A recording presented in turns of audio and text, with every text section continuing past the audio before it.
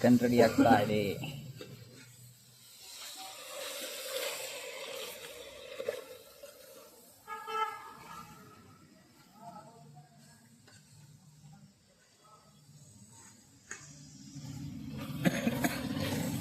ಓಹೋ, ಏನು colour Lux, colour ನೋಡ್ತಾ ಇದ್ರೆ ಏನು ಆಗ್ತೇನೆ ಹಂಗೆ ತಿನ್ಕೋಬೇಕು ಅನಿಸ್ತಾ ಇದೆ ಈಗ.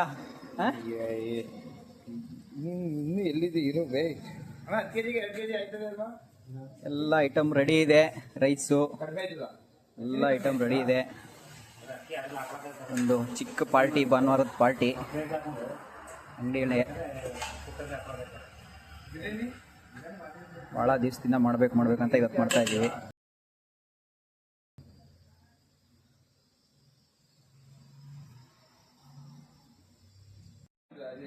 ಅಡಿಗೆ ಆಗಿ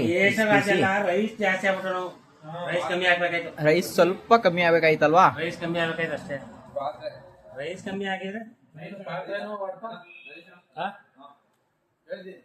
ಏನ? ಹಾ ಬನ್ನಿ.